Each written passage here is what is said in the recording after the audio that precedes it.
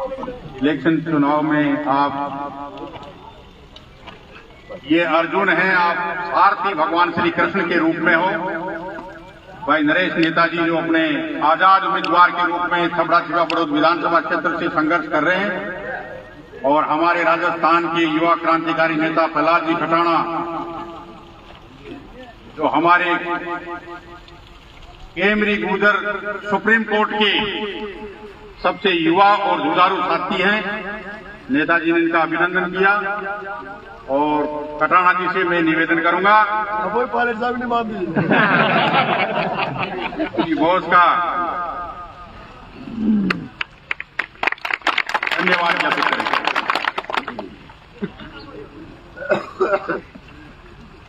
आज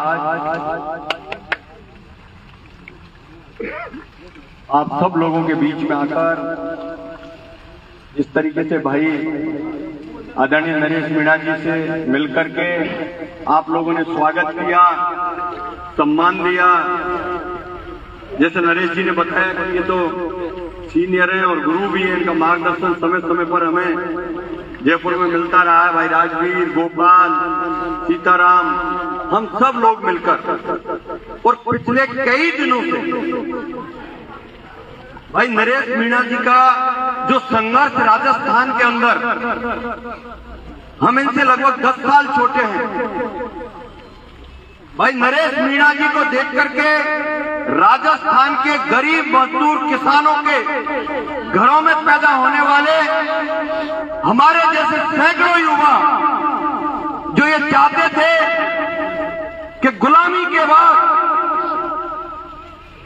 जब देश आजाद हुआ, और आजादी के बाद भी इस देश के अंदर धन्ना से राजनीति में स्थापित हो गए, और स्थापित होने के बाद 75 वर्षों तक लगातार इन 70-75 वर्षों तक कांग्रेस भाजपा का जो मिला जुली का जो खेल चलता रहा, पार्टियों के नाम अलग हो सकते हैं साथियों, लेकिन उनमें बैठे हुए वो ठेकेदार मिलजुल करके चुनाव लड़ करके राजनीति करते रहे, और गरीब मजदूर किसानों को एक दूसरे भाइयों से भाइयों को लड़ा करके और राजनीति के वोट बटोरते रहे, हमारे ऊपर राज करते रहे। लेकिन मैं आज आपको इस धरती पर कहना चाहता हूं कि आप लोग धन्य हो, आप लोगों को गर्व होना चाहिए कि ऐसी धरती से नरेश मीणा जैसे योद्धा पैदा करके आप लोगों ने भेजे।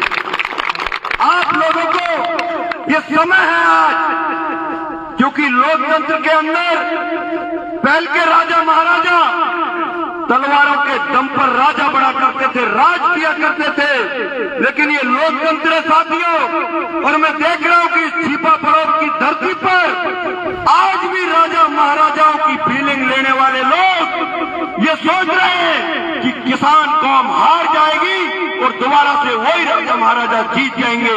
लेकिन मैं आपको भरोसा दिलाना चाहता हूं, विश्वास दिलाना चाहता हूं कि भाई नरेश मीणा के साथ इस राजस्थान का गरीब मजदूर किसान मेरे जैसे और भाई जैसे यहाँ आप हजारों तादाद में युवा आ गए हैं, लेकिन करोड़ों की तादाद में वो ये देख रहे हैं कि 12 की धरती से, छिपाबड़ौद की धरती से नरेश मीणा जीतेगा तो राजस्थान का 4 करोड़ किसान मजदूर गरीब जीत करके विधानसभा में जाएगा। साथियों, ये इस विचारधारा को लेकर के आप लोग काम कर रहे हो, बहुत मजबूती से कर रहे हो। पूरे राजस्थान में एक मैसेज जा रहा है कि नरेश मीणा आपकी ओर छिपाबड़ौद से जीतेगा, और अकेला नरेश मीणा नहीं जीतेगा। ये गरीब मजदूर किसान के बेटे लाखों की तादाद में नरेश मीणा बढ़ करके और विधानसभा में पहुंच रहे हैं। साथियों, मैं आप लोगों से अपील करना चाहता हूं, समय हमारा बहुत कम है, 25 तारीख नजदीक है और हमें वोट दिलाना है। और सौभाग्य की बात देखिए कि किसान के बेटे को किसान हाथ में गन्ना लिए हुए होते हैं, शुभ संकेत है चुनाव चिन्ह का कि आपका मुंह मीठा है।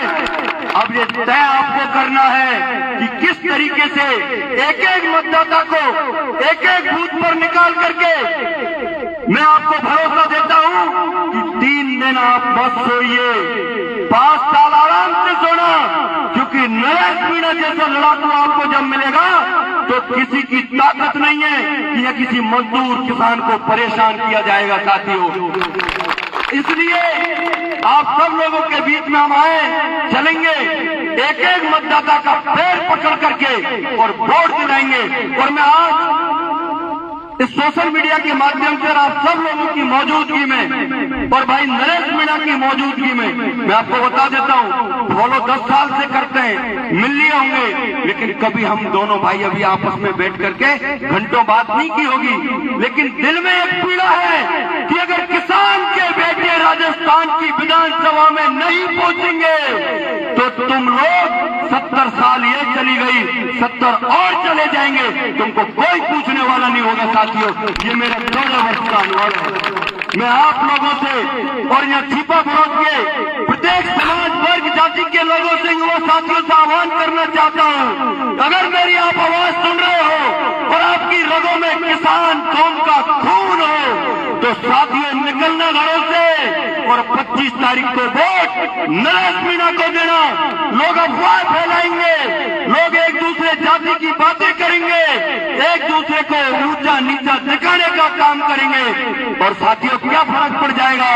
यहाँ जो सिंघवी साहब बीजेपी से चुनाव लड़ रहे हैं वो तो एमएलए बन तो लिए ना, और कांग्रेस के भी बन लिए ना, वो अगर चुनाव हार जाएंगे तो कोई फर्क नहीं पड़ेगा।